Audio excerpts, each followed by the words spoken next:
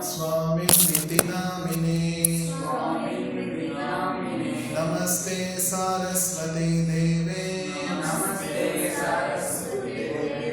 Gauravani Pracharine Nirvishesha Shunyavadi Paschatya Deshatarine Jaya Shri Krishna Chaitanya Prabhu Nityananda Shri Advaita Gadadhara Shri Vasadi Gaura Bhakta Vrinda Hare Krishna Krishna Krishna Hare Hare Hare Rama Rama Rama Hare Hare. So last week we began the 7th chapter. The 7th chapter of the Gita is entitled Knowledge of the Absolute. So this chapter, I will just revise whatever we discussed last week for the benefit of those who did come. So this chapter deals with knowledge about the absolute truth. So what is absolute truth? There are two kinds of truth, absolute truth and relative truth. Relative truth is that which is dependent on other truths for its existence. Whereas absolute truth is that which is independently existing without dependency on any other facts. For example, if you say, now the time is 6:10 or 6:15, if you say, is this absolute truth or relative truth? Yeah, it is relative truth, depends on which place you are in. The validity of this statement depends on the location on this planet. Because at the same time, at different places, the timings will be different. So when I say the time is 6:15 p.m. now, it is an example for relative truth. It is not independently true. It has no independent existence. So those truths which have dependency on other facts, other circumstances, time, place and circumstances, those truths are called relative truths. In fact, we are living in a relative world. For example, somebody might give you a dish to taste. You may say, this is yummy, this is so good, so tasty. Now the same food, the same dish may be tasted by somebody else and he or she may not even like it. Forget about enjoying the taste. He or she may not even like it. That means it is the same dish. Different people have different perception of taste. That is called relativity, isn't it? But the Bhagavad Gita is talking about absolute truth. Absolute truth is that which exists independently. That which does not depend on any other fact, any other time, place or circumstances. So this chapter talks about the absolute truth. So what is this absolute truth? So the absolute truth, as per the Bhagavad Gita, as per the Vedanta, as per Srimad Bhagavatam and all other scriptures, the absolute truth is a person. That means he is the support of everything that exists. But he exists independently. And that absolute truth is Shri Krishna. That is why he is called Param Satyam, Supreme Truth.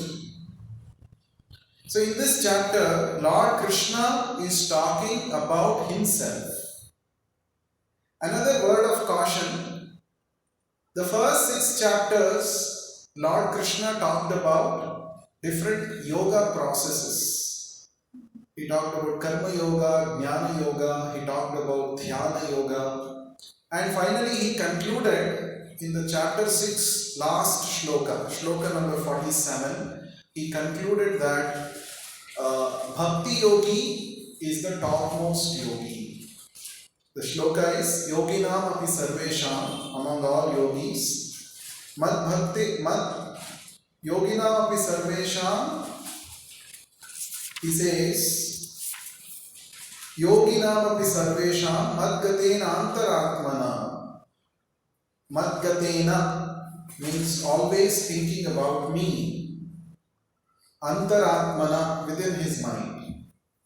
Shraddhavan bhajate, Shraddhavan with great faith, bhajate, one who serves me.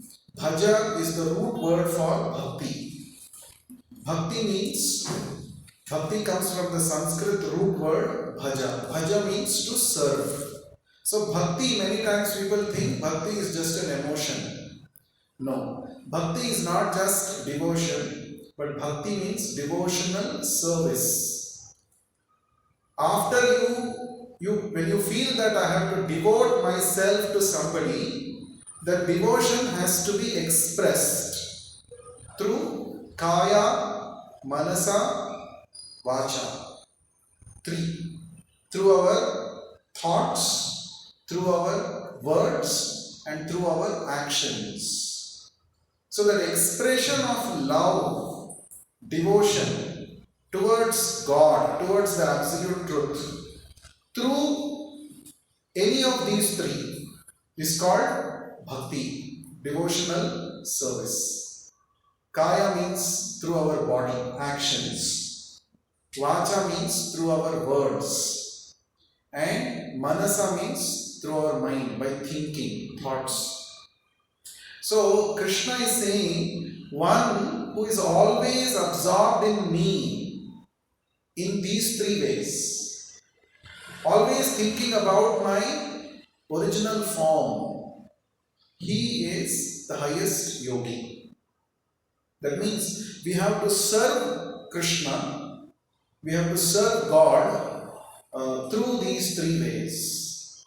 Then you are called the highest yogi. That is the conclusion. So after giving an explanation of all different types of yoga systems, Krishna is concluding like this. There may be so many yogis, there may be karma yogis, there may be jnana yogis, there may be meditating dhyana yogis, but among all the yogis, the topmost yogi is one who is always meditating upon my form, who is serving me personally through kaya, vacha, manasa. He is the highest yogi. So from chapter 7 onwards, Lord Krishna talks in detail about how to become that highest yogi, how to become that devotee, how to become always absorbed in Krishna. So the very first word of the 7th chapter is Maya Sakta Manaha. Mana means mind, Mai Asakta. Mai means unto me. Asakti means attachment. So how to become attached to me? That is what Krishna is going to talk about in this chapter. To me means to Krishna. Now why it is important to become attached to Krishna? Because that is the meaning of yoga. Yoga means to connect, to link. To be always connected with the Lord by thoughts, by actions and by words. That is yoga, and Krishna is teaching in this chapter how to actually achieve that state. Now, so far Krishna was telling to Arjuna, do your activities with detachment. Now he is saying ulta, become attached to me. Is there a difference between the two?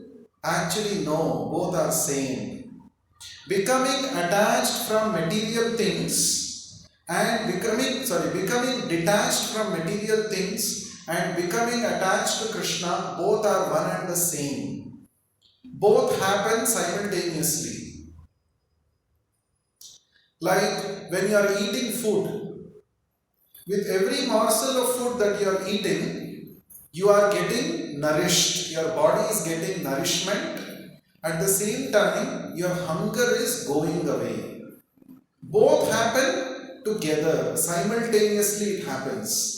It's not that first 10 morsels only my nutrition is coming. From 11th morsel onwards, my hunger is going away. It is not like that.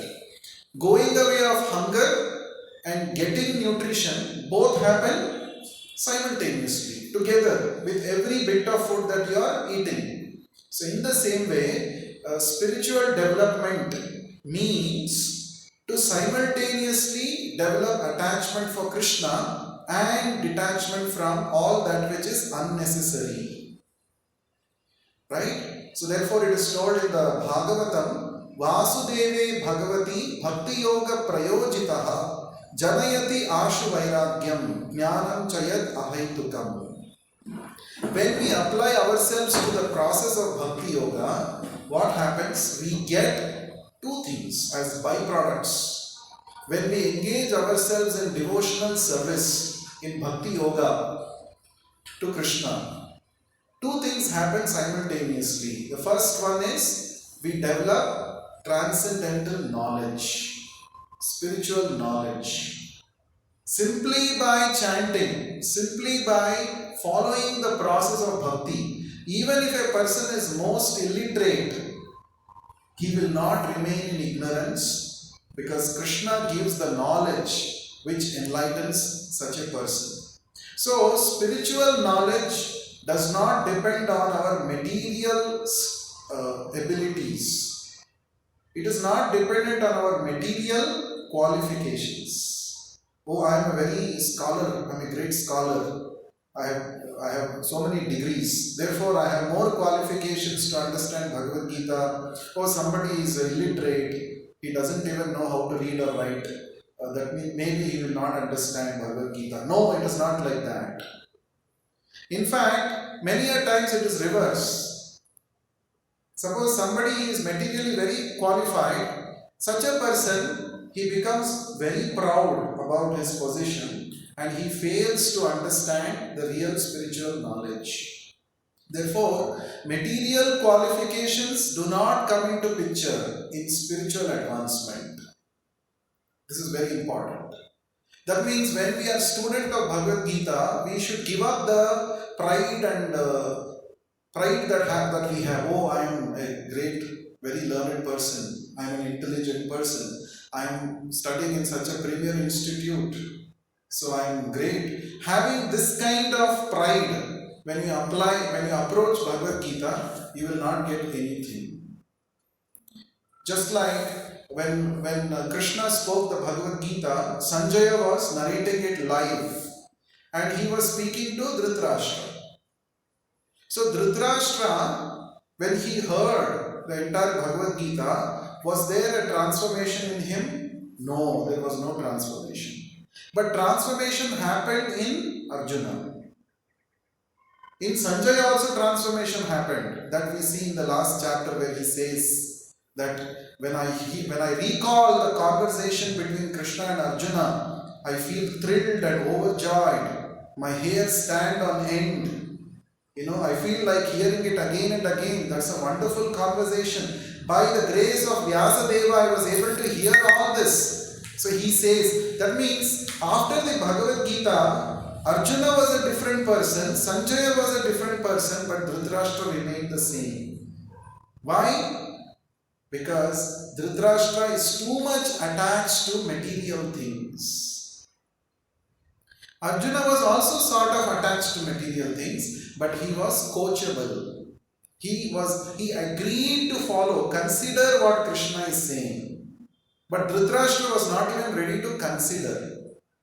That is why this chapter is beginning with this Mayasakta Manah Partha Yogam Yunjan Madashrayaha Asamshayam Samagranmam Yatha Jnasyasi Tashrunu. Shrunu means hear. The first step in Bhakti Yoga is Shravanam. Hearing.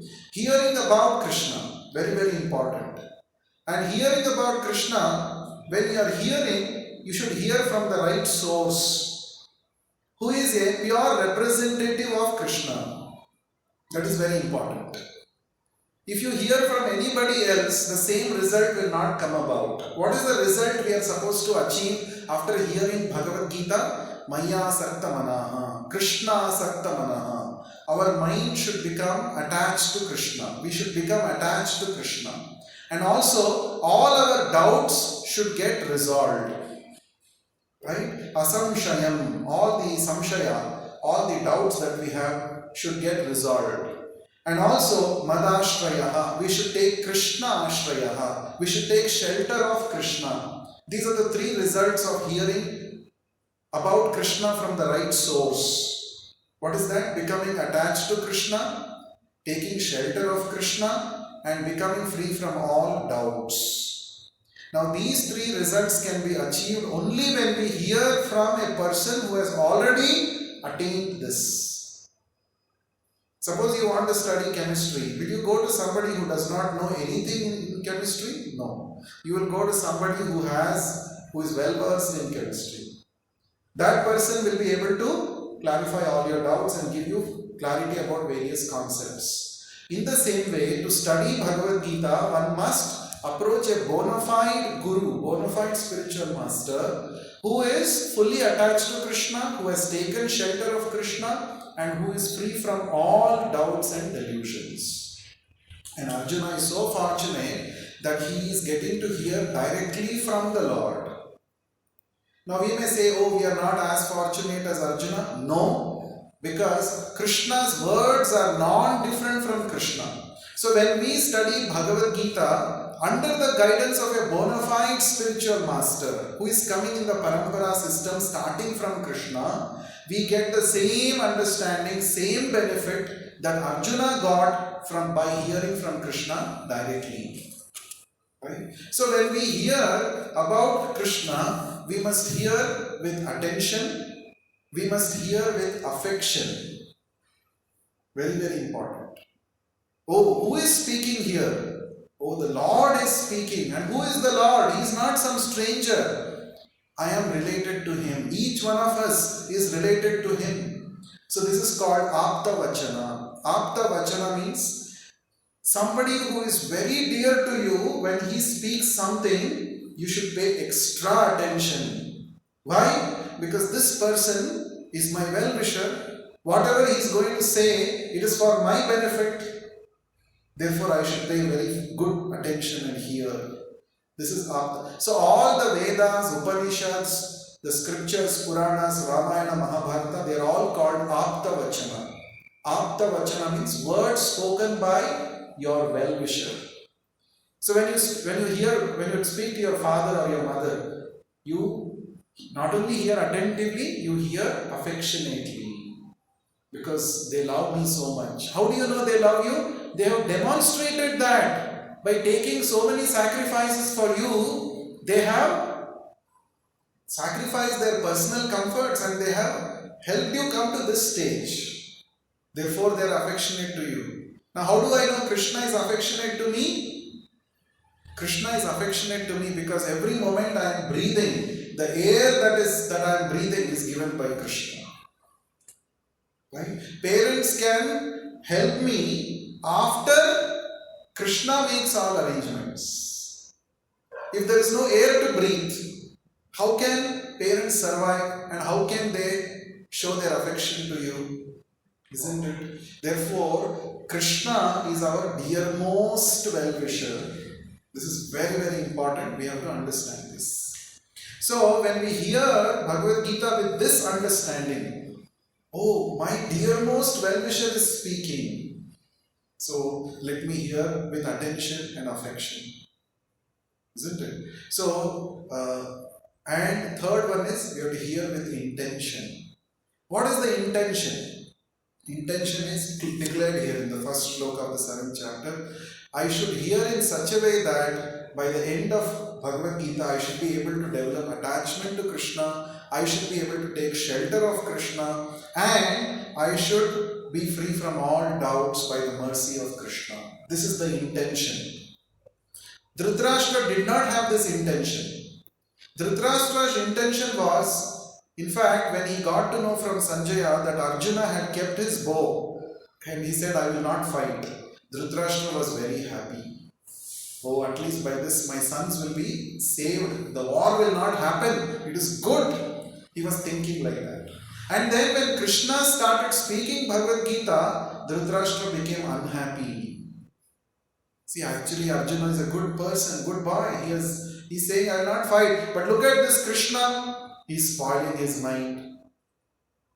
He could have stopped this war. He's not stopping. So, the intention was totally different. Therefore, he did not achieve the real purpose even after hearing Bhagavad Gita. So, we have to hear. Very important. So, Shravanam, hearing about Krishna. That is the subject matter. First thing that Krishna talks about. And then, Krishna says, why you should hear about me? Because not everyone can understand me. Manushyanam sahasreshu kaschid yatati siddhaye yatataam api siddhanam kaschid mam veti tattvataha. Tattvataha, as it is. If you want to understand me as I am, then you have to hear. Why? Because even out of thousands and thousands of people who have attained perfection, out of thousands and thousands of people, few people attain spiritual perfection. And of those who have attained spiritual perfection, Krishna says hardly one person may know me. So even 5,000 years ago when Krishna was personally present, not everyone could understand that Krishna is the Supreme Lord, the Absolute Truth. They thought he is an ordinary person. But there were very selected few people who actually knew who is Krishna, what is his real position. So therefore, we have to hear about Krishna. So the process of seeing in spiritual life is through ears. This is called Shrutekshita Pantha. Pantha means path, process. Shrutekshita. Shruta means hearing. Ikshana means seeing. The way to see God is not through our eyes, but through our ears. That is why all the Vedic scriptures, they are called Shruti. Shruti means that which is heard. Now, many times we emphasize more on seeing, but Bhagavad Gita is saying don't put emphasis on seeing, put emphasis on hearing. Why? If you see in the first chapter of the Bhagavad Gita, Arjuna asked Krishna, Senayor Ubhayor Madhye Ratham Sthapaya Mechuta Yavadeta Niriksheham Yodhakaman Avastita. So Arjuna said, Oh Krishna, please park our chariot in between the two armies. I want to see with my eyes who all have come to fight against me. Niriksha. Niriksha means to see. Now after seeing, what happened? Arjuna got into dilemma. He became bewildered. He became overwhelmed with bodily conception of life. Oh, these are my relatives. Oh, my grandfather Bhishma, how can I fight? Oh, my teacher who taught me, how can I fight? So, when you see, you get trapped by Maya. But when you hear, you get released from Maya. That is very important. Seeing makes us trapped. Hearing frees us. Right? Sometimes, somebody may send you some link, some video. Watch this very nice video like that. Right? That's how many times youngsters become victims of pornography and such habits. They want to explore and see. Let's see what it is like that. First time you're seeing. So then you get enticed. Oh, I never saw this kind of content. And some guilt will also be there. Oh, this is not correct. This is not good. But at the same time, let us see what happens next. Let us see like that. So the more you see, the more you get trapped into it. So this material world is designed in such a way that there are many traps. Right? The more you try to see in detail, let me get into more detail, you are getting more and more sucked into the trap. Right? So many times, especially, let's say somebody wants to maintain a good vision, and by chance he or she sees a person of the other gender not in a very good dress, right? First time you are seeing, that is of no, so you get bewildered. But first time is by chance. But when you try to go and see second time, it is by choice. This we should remember. First time you saw, it is by chance you came across. So immediately you should go ahead and divert your mind to something else. But let us see again, let me pay more attention and see, that is by choice. Isn't it? So therefore, Krishna says in the second chapter of the Bhagavad Gita, what we should do? Kurmonganiva sarvashaha. We should be like Kurma. Kurma means tortoise. A spiritualist should be like tortoise. What does it mean? He should know when to withdraw his senses and when to release them. You know, this is the ability of the tortoise. What does the tortoise do? When it finds any threat to itself, it will withdraw its head and the limbs inside the shell. It is well protected. Only when it is sure that there is no danger, it will release the senses. In the same way, a devotee, an aspiring spiritualist who is trying to practice Bhagavad Gita, spiritual life, should try to control the senses in this way. I am the master of my senses. I will use the senses as much as required and whenever it is really required. The senses have a natural tendency to enjoy, to pull. They get dragged towards various sense objects. But I must take charge. I must not allow. Isn't it? So that consciousness should be there. Right? So now Krishna is next talking about various things, his energies. Now knowledge about the absolute truth. Absolute truth means the Lord and his energies. The Lord is never alone. Just like when you say there is a king. If there is only one person king, can you call him king? No. King means what? He must be having a throne, he must be having his palace, he must be having his servants, he must be having ministers, he must be having a big kingdom. All this together is called king. Only then there is a meaning for that person to be king. If I simply say I am king, what is the meaning? No, king. Where is your kingdom? We'll ask. Right? If somebody's name is Raja, we'll ask which kingdom's Raja you are. Where is your kingdom? Where is your mantris? Where are your... Isn't it? So king means he is always accompanied by his entire entourage. In the same way, Krishna means, absolute truth means Krishna and his energies. In the entire existence, there is only Krishna and his energies. There is nothing else. That is what we understand when we study this chapter carefully. Whatever you see, it is Krishna's energy. Okay, so there is Krishna and there is Krishna's energies. There is nothing apart from this. There is nothing apart from this. When we develop this vision, then you don't come under Maya. Whatever you see, you should know how to connect with Krishna. How it is connected with Krishna. We should see that. So therefore Krishna is saying, Bhumirapo analo vayuhu khammano buddhirevacha ahankara mitiyame bhinna prakriti rashtada. So Krishna says there are 8 separated energies of mind. They are called inferior material energies. Which are those? Earth, water, fire, air, ether, mind, intelligence and false ego. These are my energies. Ashta prakriti, 8 prakritis, 8 energies of Krishna. So in this 8, 5 are called Sthula. Sthula means gross elements, and 3 are called Sukshma, subtle energies. Earth, water, fire, air, ether, which makes up our gross body.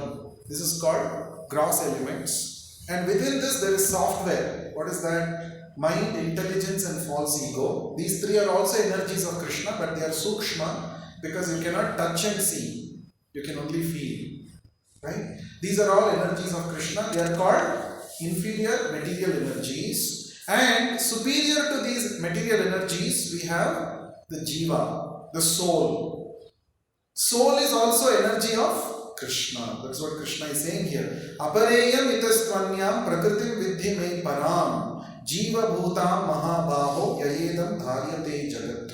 This is called para prakriti, superior energy. The first 8 elements, they are called apara prakriti, inferior energies. Why they are called inferior? Because they do not have consciousness. They are only matter. Whereas this jiva means each one of us, souls. We are also energy of Krishna, but we are called para prakriti, superior energy of Krishna, because we have got consciousness. We can think, feel and will. And then Krishna says, Mattaha parataram na anyat kinchidasti dhananjaya. Very important statement he is saying. The crux of this chapter, chapter 7, shloka number 7. He is saying, Mattaha parataram na anyat. There is no truth superior to me. This is a very interesting thing. That's why this chapter is called Knowledge of the Absolute. Superior truth, supreme truth. There is nothing beyond that. That is called absolute truth. All other truths are resting on that truth. All other truths are depending on that truth. Therefore, he is the absolute truth. Mattaha parataram na anyat. Anya means other. There is no truth superior to me. And Krishna is giving an example. Mai sarvam idam protam sutre manigana iva. Sutra means thread. Suppose you are wearing a necklace. So in the necklace there are so many pearls, so many beads are there. But all the beads, they are resting on the thread, sutra. If the thread is not there, can the beads simply be there like that in air? No. The beads need a support. And that support is the thread. Now thread is not visible. What is visible is only the beads. Therefore we think, oh, it is only beads. No. So this chapter is drawing our attention towards the underlying principle behind everything that we see in this material world. It is quite natural for us to become amazed at various natural phenomena. When we see things around us, oh, every day the sun is rising in the east and it is setting in the west.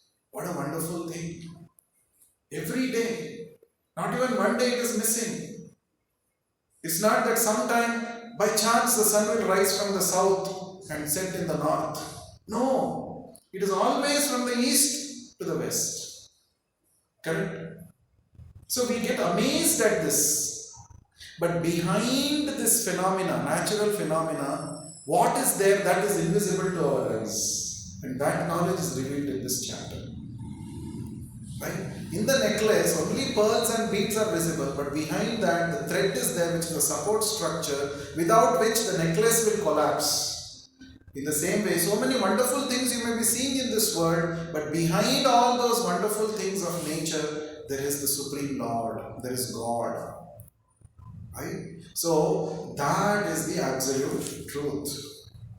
So then Krishna gives a list of things by which we can try to remember him when we are living in this world. So he says, Rasoham apsu kaunteya, O kaunteya, every day you are drinking water.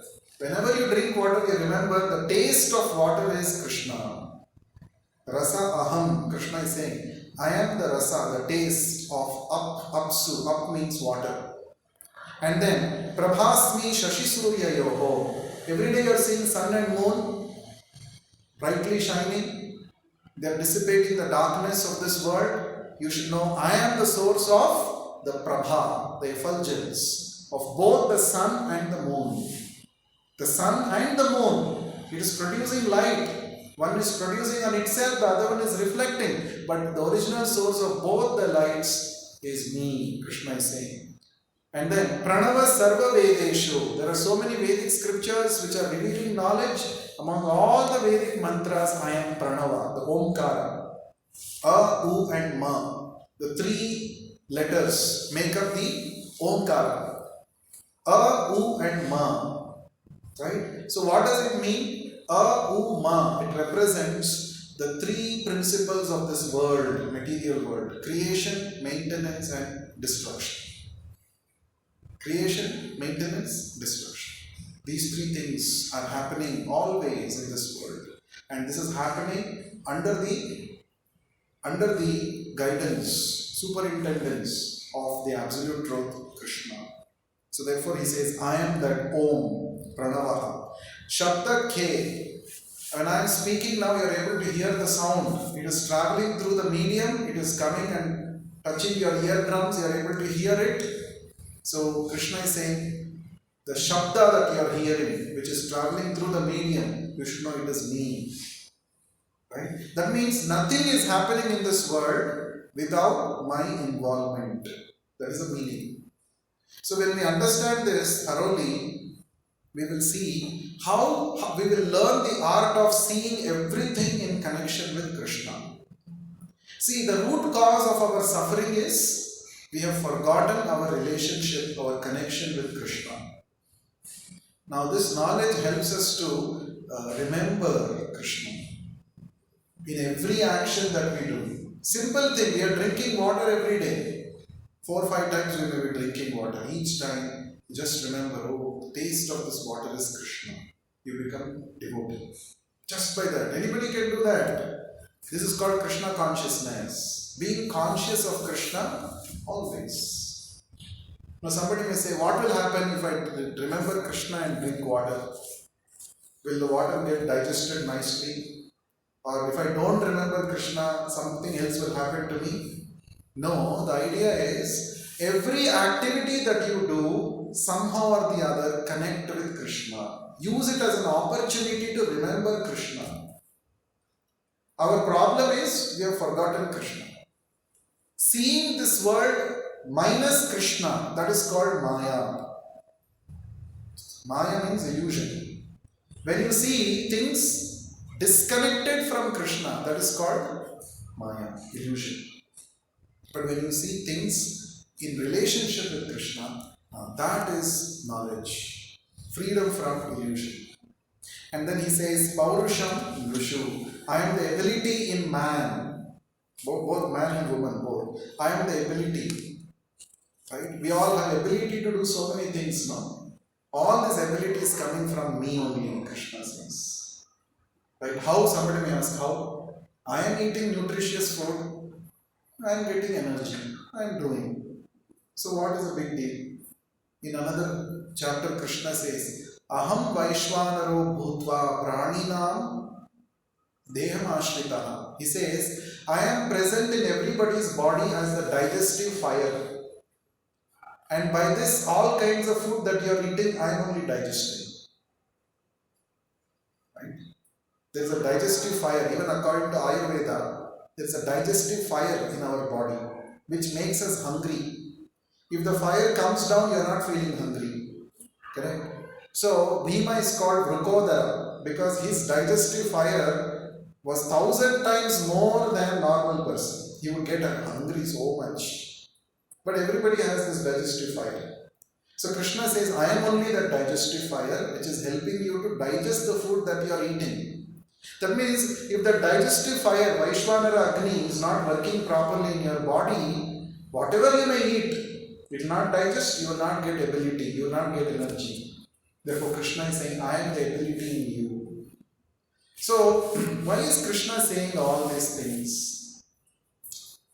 What is his intention? Somebody may say, oh, Krishna is boasting himself. He is saying so much about himself. I am this, I am that, I am that. That is why, see, the middle 6 chapters of the Bhagavad Gita can be appreciated only by devotees. The middle 6 chapters especially, only when one has faith in Krishna, little devotional service when we do, like we are all doing, chanting is a devotional service we are doing. Only then we will be able to appreciate it. Otherwise, if somebody who is not a devotee, he may be a great Sanskrit scholar, but he may think after reading this, he may think, oh, Krishna is such a pride, he's a proud person, he's talking so much about himself. No, that is not the idea. Why Krishna is saying this is because, I'll give you an example. Suppose you are working in a company, you get recruited after your studies in IISc, you get recruited into a company, and then the first day you go and meet your boss, and the boss tells you about your roles and responsibilities in the company. He tells your designation, and then he says, I'm assigning you this workstation, and this is your laptop, and these are all the various facilities. This is the Wi-Fi, this is this, water, everything he's telling you. This is your cabin space, and then everything he tells. And he says, 9 to 5 is your working hours. All the best, start your work. He says and he goes away. Okay? And after he goes away, let's say you start using all those things to play video games. 9 to 5, morning 9 you log in and open your laptop given by your boss and you start playing video games till 5 p.m. and then you punch out 5 p.m. and you come out. Let's say you're doing this every day. And one fine day your boss walks in and he discovers that you're playing video game in the office hours using the office company laptop facilities. What will the boss do? What will he do? Depends. At least he will ask, what is this? Does he have authority to ask you or not? Yes. He has no. Why? Yes. Because it is his company, you are working under him, he recruited you, he is paying you every month's salary to work for his company.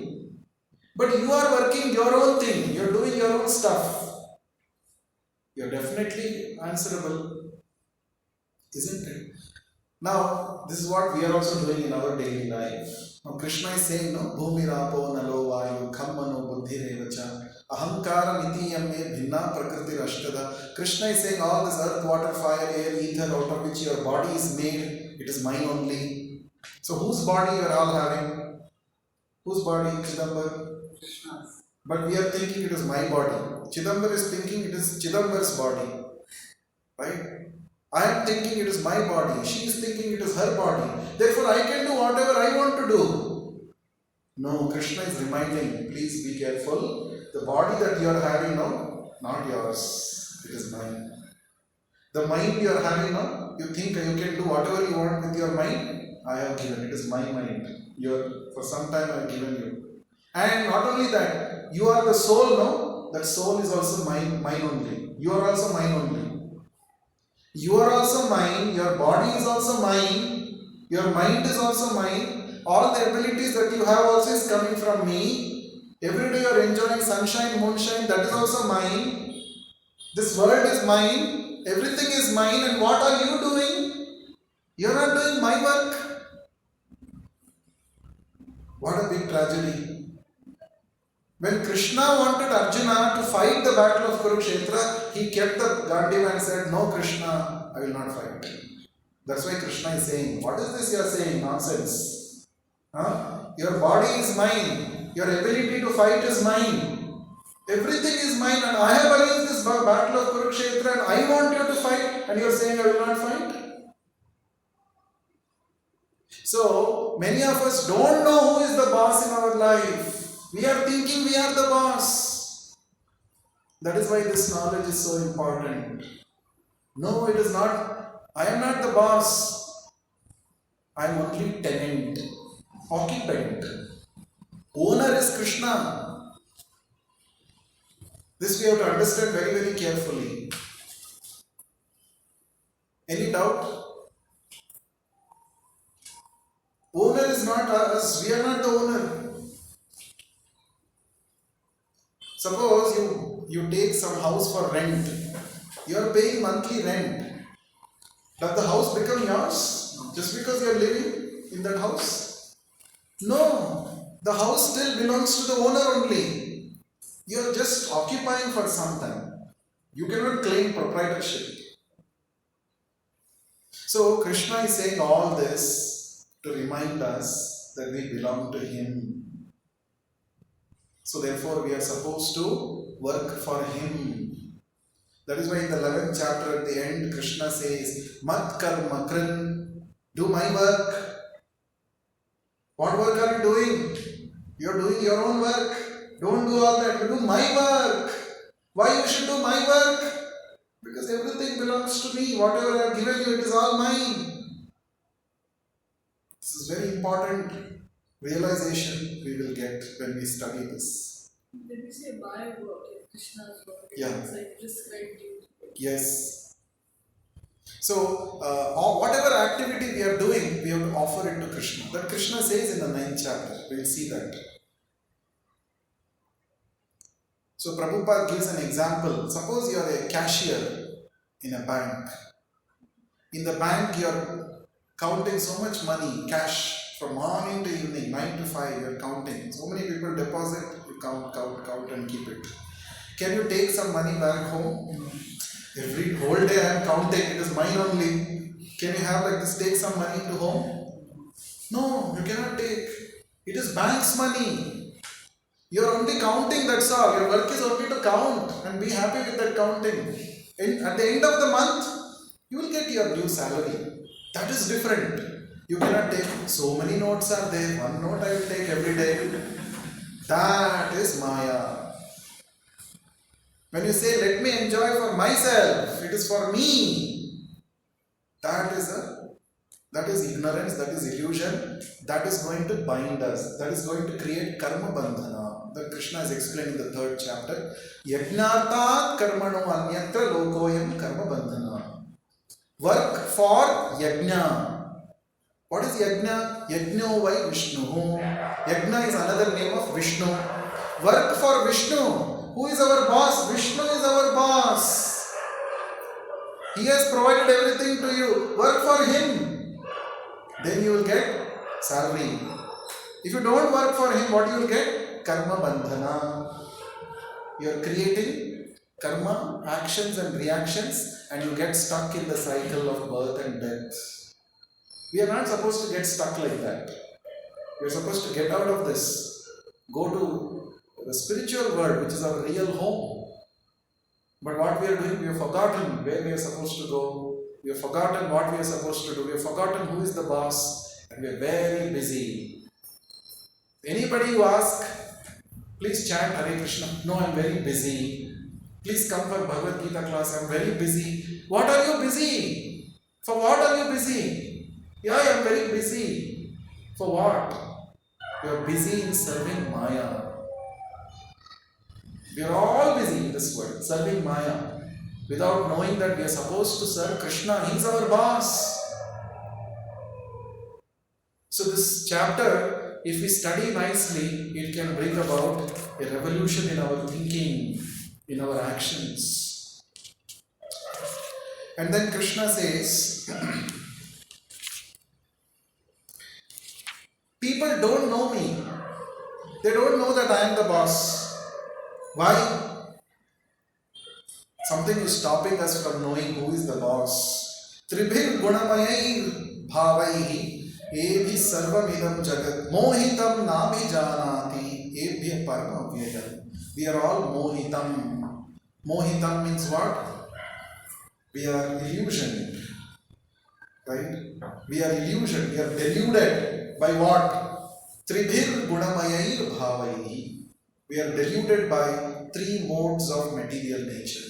Sattva-guna, Rajo-guna, Tamo-guna. They are controlling our actions, our thinking, feeling and all of these. So we are fully bewildered, controlled by these 3 gunas. And that's why we don't know who is the real boss. And so how to come out of this influence? Then also Krishna is saying, Daivi yesha gunamayi mama maya duratyaya mamevaye prapadyante mayamitam tarantite. So Krishna is using the word maya, illusion. So Krishna is saying this maya is my energy only. That is also Krishna's word. Body is Krishna's, world is Krishna's, maya is also Krishna's. So Krishna is saying, right now you are under the grip of Maya and that's why you are not knowing me. But if you surrender to me, I will release you from Maya. So Krishna is now giving a proposal. Now I am the boss. Now you don't know because you are under Maya's influence. But that Maya is also my agent only. If you come and surrender to me, I will release you from this Maya. So what do you say? Do you want or not? Krishna is asking. Do you want to get released from Maya or not? How many of us want? Some people want only this much. Some people want full. You don't want. Yeah. So Krishna is saying, Prapadyante. Prapadyante means to surrender. If you surrender to me, I will release you from this bondage. Why does he want us to surrender to him? So that you become released from the bondage. He is the one who is giving us. He is not giving. You didn't come for previous sessions, that's the problem. Yes, sir. So, we have got a free will. We have chosen that I want to forget Krishna using our free will. So Krishna said, okay, you forget. You want to forget, you forget. How to make you forget? By putting you under Maya. So we have only caused our own current condition. We have got free will. This free will, using it, we have thought I should enjoy independently. In our normal situation, we cannot think of enjoying independently. Therefore, Krishna has arranged this Maya. So Maya is that agent which gives you a feeling that you are enjoying independently. Acha, life's good. Acha, very nice. So Maya is so powerful. Suppose you see one pig in the gutter. The pig is enjoying in the gutter. The pig is thinking, this is so nice place to live in this gutter. Such nice food is available for me. This is the influence of Maya. Like that, we are also thinking some things in our life. Very nice, this is very nice, this is enjoyment, this is pleasure. This is Maya. So, using our free will, we have chosen to enjoy independent of God, and God has created an opportunity for you to enjoy independent of God. That is called Maya. But He is not happy that we are like this. That's why He is coming and speaking the Bhagavad Gita. Why do you want to be in the gutter? Please come out. Isn't it? So if we somehow come to Krishna and surrender to Him, accept Him. Oh Krishna, all this while I have forgotten, actually I belong to you. Please accept me. Just this much you should say. You don't have to say any big things. Krishna, please accept me. Please, I belong to you, Krishna. Then Krishna will immediately, He will release you. He will release you from Maya. Very easy for Him. But we don't want. Why? Because we are so much attached to the gutter. This is my gutter. I took birth in this gutter. I got every day such nice things to eat in this gutter. How can I give up this gutter? That is our problem. We are so attached. So, but no problem. Even if we are attached, it's okay. We can continue to chant Hare Krishna, Krishna Krishna, Hare Hare, Hare Rama, Rama Rama, Hare Hare. When we chant, the Lord will, the holy name will give us the required intelligence. It will give us the required knowledge.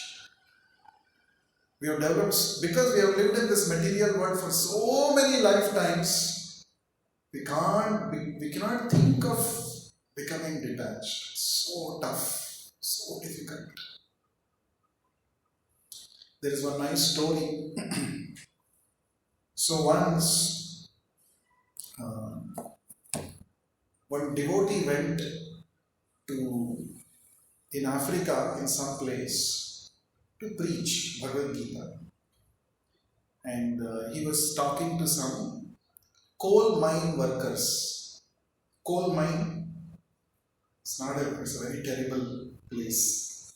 It is bad for health. They have to inhale all that carbon particles, and it is very dark.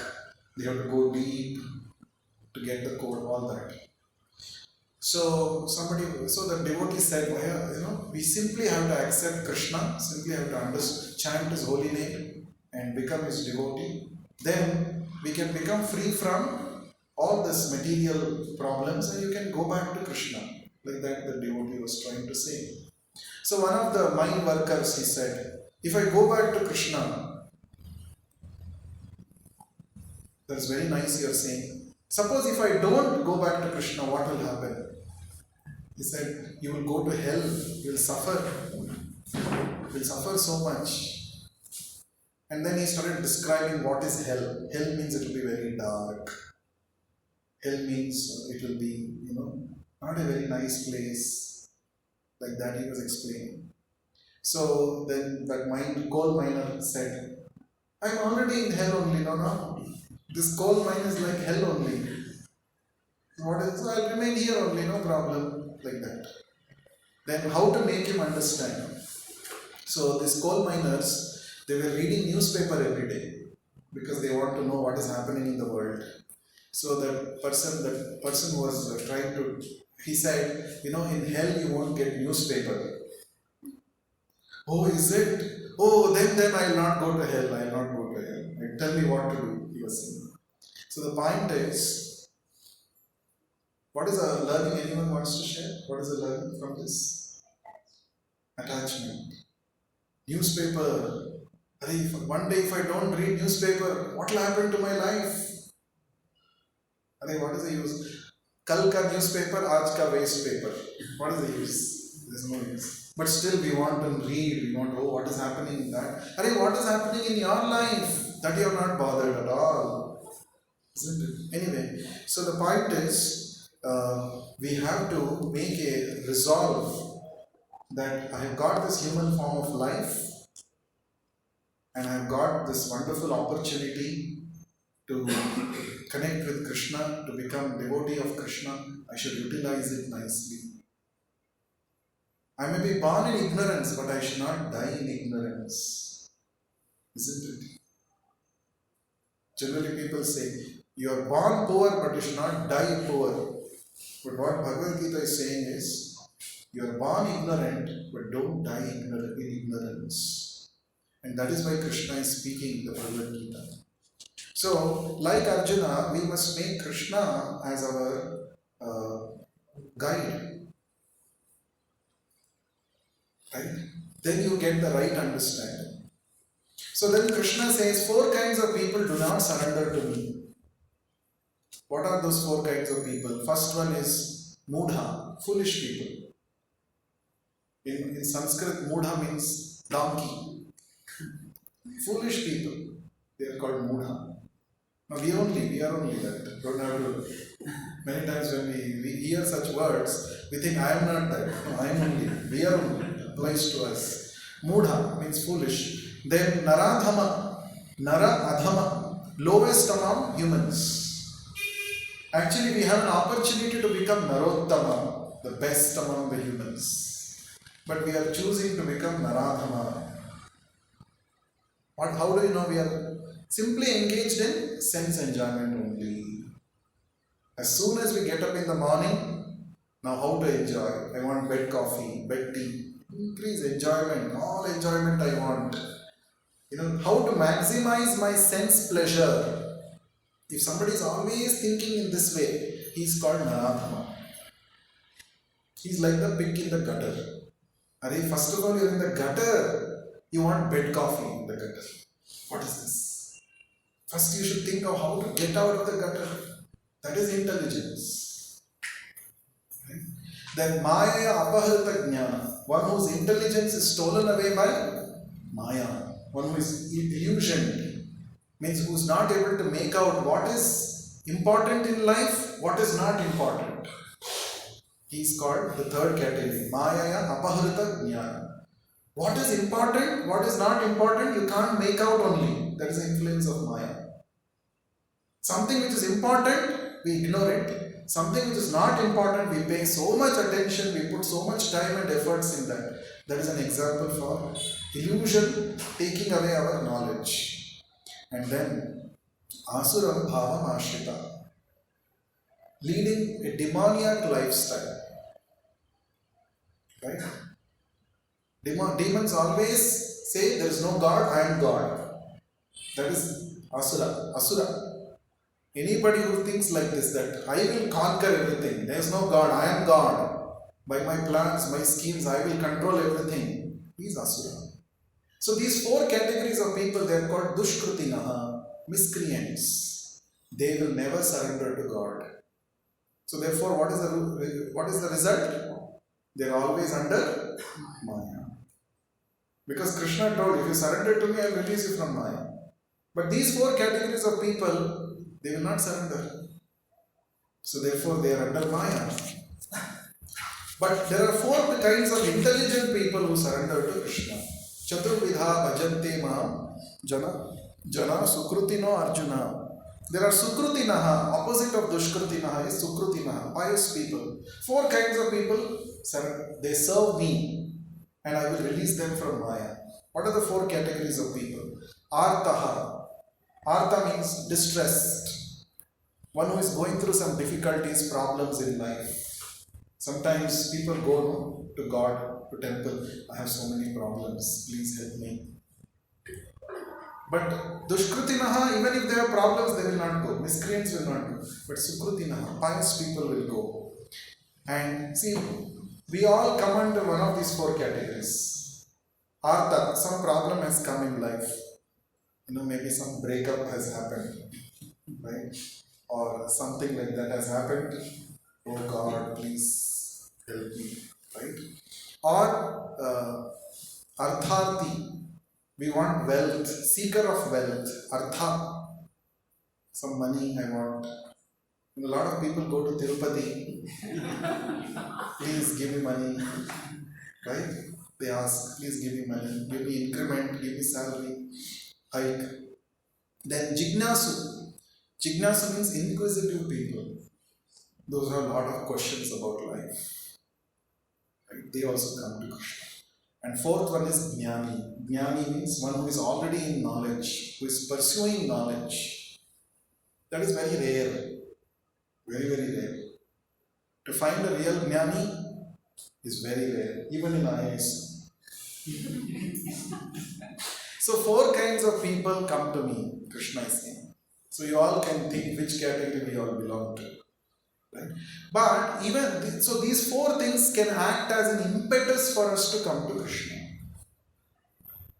When you meet some tragic things in life, that time you start questioning, why me? Why problems for me only? Then you may start thinking, somewhere you will see some YouTube video, something, some book, Bhagavad Gita, you start reading, then you come, Transdimensions, then you start chanting. Yeah, very nice. So, sometimes problems in life can bring us to God. Disappointment can be converted to His appointment. Your appointment with Krishna. That's good.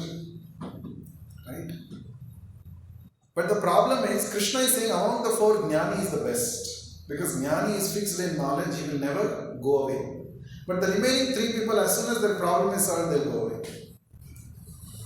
Suppose somebody came to Krishna, break up, Krishna, I'll chant 21 days Hare Krishna mantra, get me some nice, So, and let's say he got within 21 days, so he will stop chanting and he will, no more Hare Krishna. Can happen. So therefore, whatever may be the reason we have come to Krishna, we should not remain in that status only, we should cultivate knowledge. We should understand the philosophy. Then only we can become fixed up. Otherwise it will go away. Right? That is the example is our attendance every week. So many challenges will be there, it's not easy. I really, anybody who comes to our session, I really have a lot of respect for that person because he or she has to overcome so many obstacles offered by Maya and finally make it to the session. It's not easy. It's not easy. Right? So, to be determined, every week I will come. Next, what is going to happen in 8th chapter also I want to know. What is that 9th chapter? I want to know. The determination we should develop. Otherwise, we will just go with the flow. Whatever happens, let it happen. Like that. No. So, if you want to attain perfection, we must have determination. Right? So, and then, next Lord Krishna says, Bahunam Janmanam Ante Jnanavan Mam Prapadyate Vasudeva Sarvamiti Samahatma Sudurlabha. Krishna is giving definition for Mahatma. Who is Mahatma? Maha means great, Atma means soul, great soul. Many times we give titles to people, some politicians, Mahatma, Mahatma. No, who is real Mahatma? Krishna is saying. Who is real Mahatma? Bahunam Janmanam Ante Jnanavan Mam Prapadyate. After many lifetimes, a person in true knowledge surrenders to me, knowing that Vasudeva Sarvam Iti. That the Lord is all in all. Krishna is everything. Vasudeva everything. One who has got this understanding, he is Mahatma. And such a Mahatma, Krishna is saying, Durlabha, very rare. Very rare. So we have to aspire to come to that stage. It may not happen in one lifetime. Krishna is saying this, Bahunam Janmanam Ante. After many lifetimes, you may come to this conclusion. But the best thing, as we discussed in the 6th chapter, is whatever you do in spiritual, in Krishna consciousness, that is never lost. It is carried forward. You remember in the 6th chapter, Arjuna asked this question and Krishna clarified. So whatever we do in Krishna consciousness, in spiritual life, it is eternally credited to our permanent bank account. Nobody can take it. You chant one mala of Hare Krishna Mahamantra, it is eternally benefited to you. That is the difference between material achievements and spiritual achievements. Material achievements perish with the body, they go with the body. But spiritual achievements are always there. That is why Krishna is saying, Bahunam Janmanam Ante. You keep accumulating, and after many lifetimes, when the deposit is mature, then you come to the conclusion, Vasudevam Sarvamiti. Oh Krishna, you are everything. I will surrender to you. But there is a shortcut for this. You don't have to wait many lifetimes. The conventional Vedic process is like staircase, Prabhupada said. Staircase, suppose the 20-floor building is there. 20-floor building, to go to the topmost floor, there are two options. One is staircase. You have to walk, stairs after stairs, floor after floor you will go. So by following all the traditional Vedic rituals, you are taking a staircase method. All the rituals that are given in the scriptures, Vedas, is actually meant for this only, to attain Krishna. But one can take an elevator. You take an elevator, directly you go, within few minutes, few seconds you can reach the 20th floor. This Bhakti Yoga process is the elevator process. Elevator. You don't have to wait many lifetimes. Many examples for this. For example, Shabari in Ramayana. So Shabari, she was from a tribal background, right? IISc background.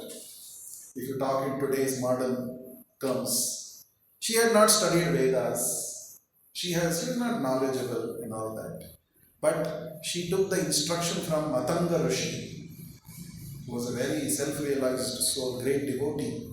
She was told by Matanga Rishi, simply sit in this place, Rama will come. Keep chanting Rama's name, he will come. Rama aayenge. And finally Rama came. Every day she was decorating her ashram to welcome Rama. Every day she was disappointed, Rama is not coming. So during that whole thing, what she was doing? She was only thinking about Krishna, about Rama, nothing else, nobody else. And finally one day Rama came and he granted liberation, mukti. This is a staircase. There are so many other rishis who did tapasya for many years. Still they could not attain Rama. But look at Shabari. Just followed what Guru said, chant Rama's name and wait for Rama. Rama came. So this is the Bhakti Yoga process of, what is it called? Elevator. So you want to take staircase or elevator? Elevator. Then you should nicely chant Hare Krishna, Krishna Krishna, Hare Hare, Hare Rama, Rama Rama, Hare Hare. Now when you are following this process, one problem will come. What is that? Kama. Kama means desires. So many desires. So Krishna is saying, Kamais tahista hrita jnana prapadyante anya devataha. Anya devataha. There are so many devatas. The Vedas talk about 33 crore devatas. And all these devatas, who are they? They are also jivatmas, like us. But because they have so much sukruti, Krishna has empowered them with many powers, and they are managing different departments in the universal government. Just like Narendra Modi's cabinet, he has given somebody external affairs minister, somebody he has given finance ministry, somebody he has given defense minister, like that he has given, no? All power is coming from prime minister, but there are other ministers who are assisting him in various departments. Like that, they are called, there are devatas. Devatas are empowered by Krishna to perform various activities in the universal cosmic government. Like for example, Indra Deva. See, actually, these are all posts, these are not persons. Like president is a post, right? Earlier somebody was president, now somebody else is president. Post remains, person keeps changing. So, Indra Padavi is called post, right? So, somebody who is having Indra Padavi, he will be controlling rains, and he is the head of all the devatas, like that. You can also become Indra if you do a lot of punya karma, right? So in fact, one who is Shatakratu means one who has performed 100 yajnas, Ashwamedha yajnas, he becomes eligible to occupy the post of Indra. You can become, but that is very temporary. So Krishna is saying, if you worship these devatas, who are all my assistants, you will get temporary benefits. Temporary. So therefore, don't better engage in that kind of worship. It will, first of all, you all told, just now you told that we want to take elevator, isn't it? So if you want to take elevator and come to me quickly, better don't go to this devata worship. Very clearly Krishna is saying. That doesn't mean we should disrespect the devatas. That is not the idea. All the devatas are devotees of Krishna. We should have high regards and respect for them. But we should not worship them for getting material benefits. Because generally in the Vedas it is said, if you want a good husband, worship Lord Shiva. If you want a good wife, worship Uma, Parvati Devi. If you want good health, worship Surya. These are all instructions in the Vedas. Right?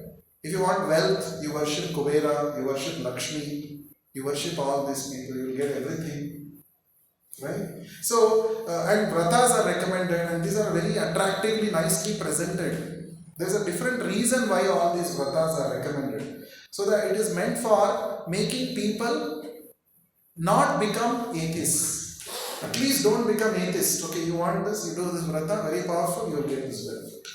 That is why Vyasadeva has written all these vratas and all.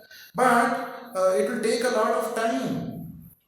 Means you will become busy in this. You will forget the main business. Elevator, chut gaya. So therefore, don't run behind material benefits. So, but we can also pray to devatas. What we should pray? Not for material benefits. We should pray, for example, you are praying to Indra, for example. Suppose you are praying to Indra or Lord Shiva or Brahma, Kubera, whomever you want to pray. You can say, my dear Devata, my dear Lord Shiva, you're very nicely meditating on Krishna, always you're chanting Rama's name. Please give me bhakti so that I can also chant Rama's name, Krishna's name nicely. This is the prayer we can offer to the Devatas. And Devatas are very powerful. By their influence, we can get Krishna bhakti. They are all devotees of Krishna. Suppose somebody, before coming to Krishna consciousness, let's say you are a very great devotee of some Devata, and after coming to Krishna consciousness, you realize, oh, Krishna is saying don't worship Devatas for material benefits. Now if I stop worshipping, maybe that Devata will become angry at me. No, don't have to have any such doubts. The Devata will be very happy that because you are graduated now, you come to the real boss, their boss. All the Devatas' boss is also Krishna only. They are all directly worshipping the boss. They'll be very happy if you also worship the boss. But doesn't mean we should disrespect the Devata. That is very wrong. Because Devatas are great devotees. We should worship, we should respect them. So Krishna is saying, don't fall for the short-term benefits that you get, material benefits that you get by worshipping the Devatas. Don't do that mistake, because again you are taking this staircase, right? And it is very dangerous. No time. So quickly come to me. So, and finally, the Lord Krishna is saying, Yesham tu antagatam papam jananam punyakarmanam te dvandva moha nirmukta bhajante mam dhrudavrataha. He's saying, when can you become fixed as my devotee? Without diverting your mind to anything else, only I want to surrender to Krishna. When that resolute determination will come, Krishna says, Antagatam papam. You have to give up all sinful activities. Right? Suppose suppose you're stuck in the forest. It is very cold night. What will you do? You will gather some dried leaves and sticks and all to start a fire. Fire does two things. It will keep your body warm. It will also drive away the wild animals in the forest. Suppose you are collecting all and you are trying to start the fire.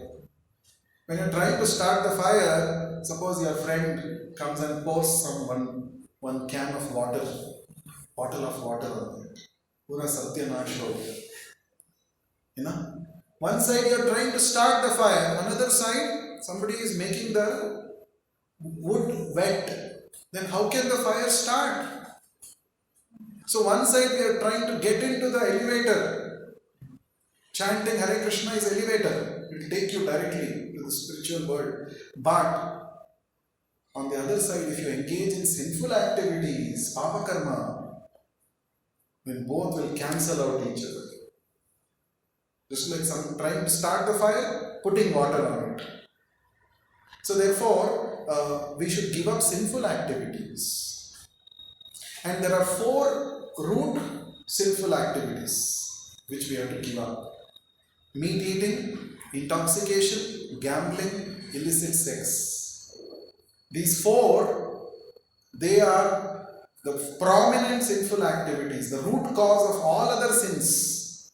We should give up these 4. Right? Meat eating destroys mercy and compassion. Gambling destroys truthfulness. Intoxication destroys tapasya, austerity.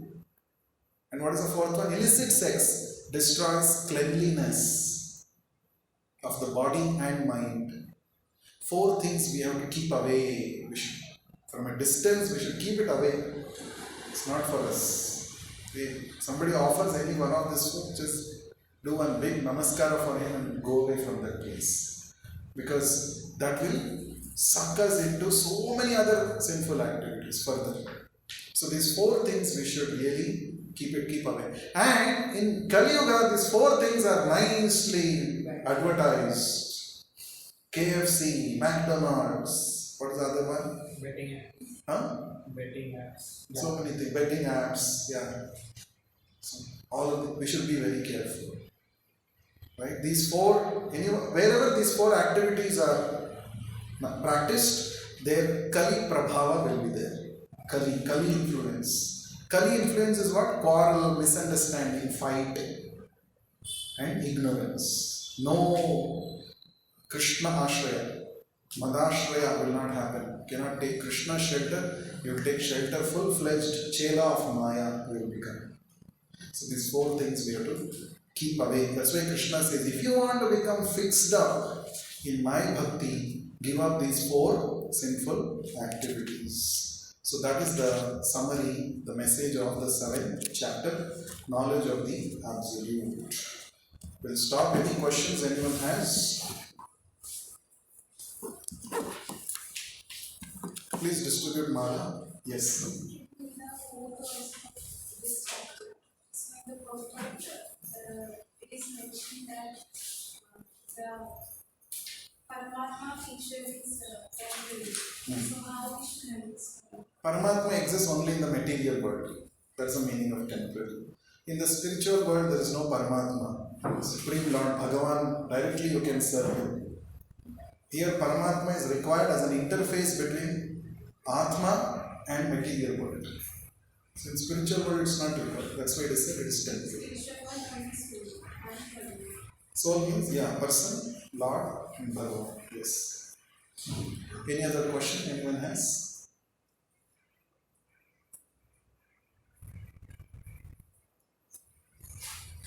No question? Okay. So let us start. Let us do chanting. So chanting Hare Krishna mantra is the easiest way to surrender to Krishna. What happens when you surrender to Krishna? What happens? He releases us from Maya. Right? So therefore, how to surrender? Just by chanting. When you are chanting, full attention should be on hearing only. No other activity. Just hearing. Chant and hear. That is called full surrender. Okay? So please don't make any noise. All of us are going to surrender to Krishna. Next 10 minutes. Nicely chant. So sit and chant. After this, we will offer the lamp to Lord. Okay? Give your full attention. If your mind goes there and here, bring the mind back on the sound. Very important. Okay? Shri Krishna Chaitanya, Prabhu Nityananda, Shri Advaita Gadadhara, Shri Vasadi Gaura Bhakta Vrinda. We will chant at our own pace. Hare Krishna, Krishna Krishna, Hare Hare, Ram Ram, Hare Krishna, Krishna Krishna, So we will sing the Damodar Ashtaka song and offer the lamp. Since the auspicious Kartik month is going on, so we are doing the Damodar Vrata, remembering the Damodar Leela as we had discussed earlier. We will be singing this song and then all of us will offer ghee lamp to Damodar. Jaya Radha Damodara Radha Damodara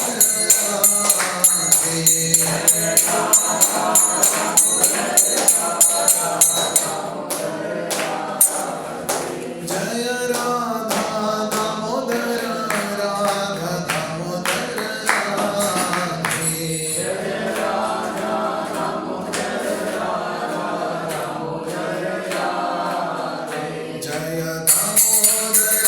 Jaya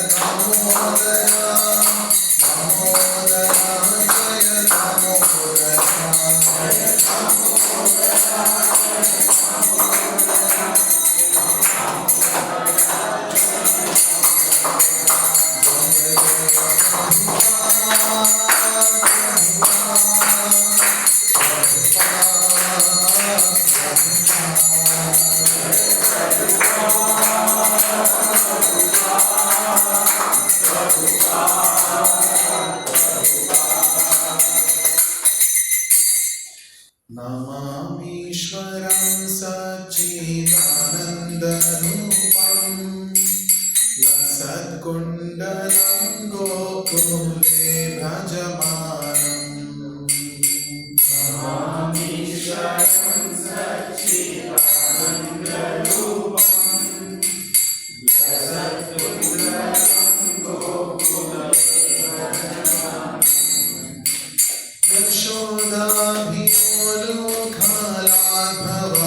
यशोदाभिलोखालाद्भवमानम् परामृष्टमत्यन्ततो नृत्यगोप्ता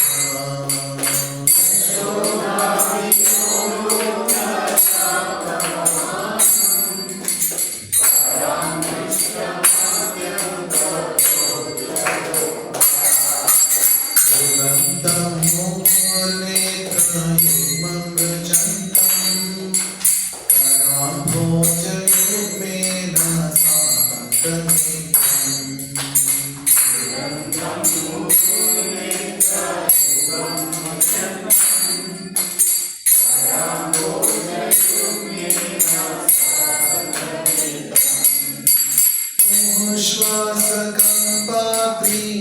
श्वासकम्पात्रिरेखाङ्ककण्ठा स्फुटग्रैवं दामोदरं भक्तिबद्धम्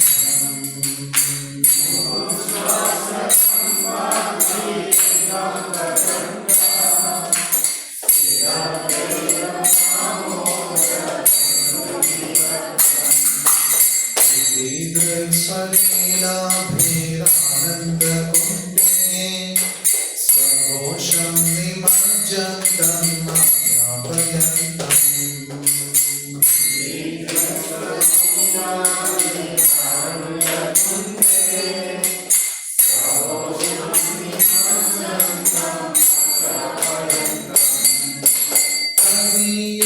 कवीयेषिताग्नेषु भक्तैर्जितत्वम् पुनः प्रेमतस्तं शतावृत्तिबन्धे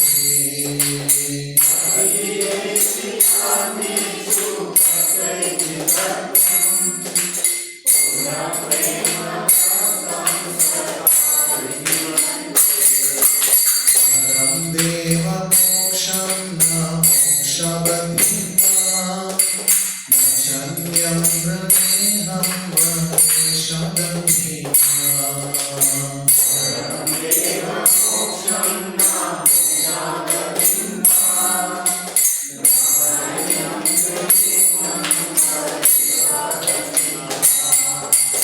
इदं देव पूर्णाथ गोपालबालम् सदा मे मनस्यावेवास्तापि मन्ये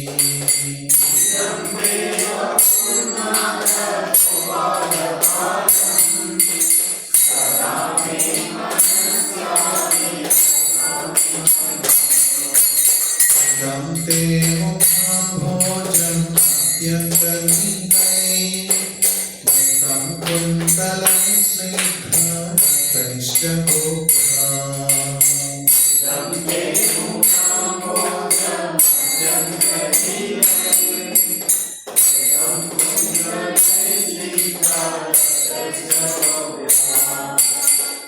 मुहुश्चुम्बितं बिम्बारक्ताधरं मे मनस्यामि नास्तामहं लक्षणामि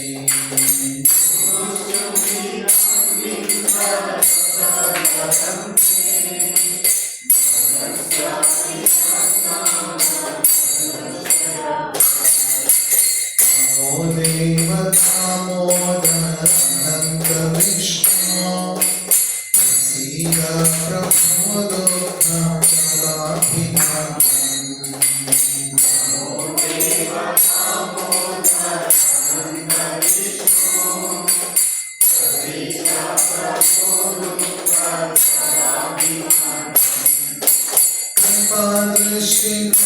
कृपादृष्टिदृश्यादीनं बदामो गृहाणेश मामाज्ञं प्रियक्षिकृष्ण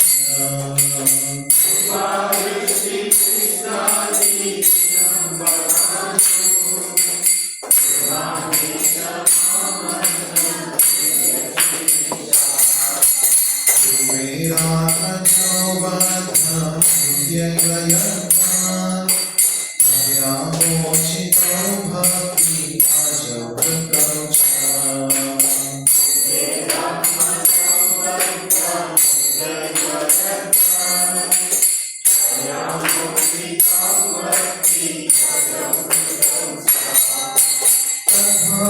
भक्तिं स्वकामे प्रयच्छ मोक्षे रहो मे श्रीमोदके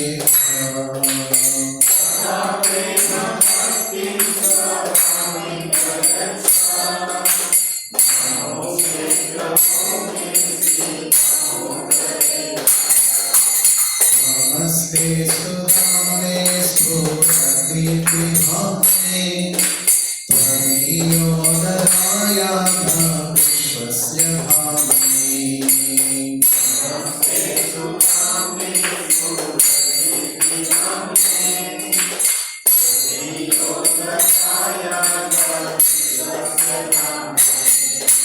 नमो राधिकायै प्रियायै नमो अनन्तलीलाय देवाय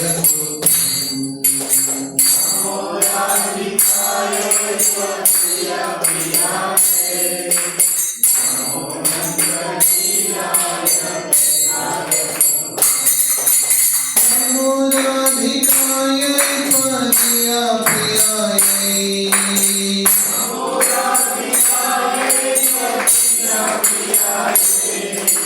नमो राधिकायै प्रियायै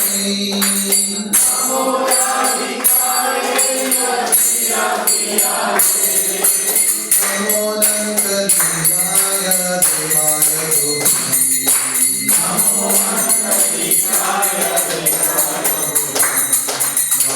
ईश्वरं सच्चिदानन्दरूपं वसुसुन्दरं गोकुले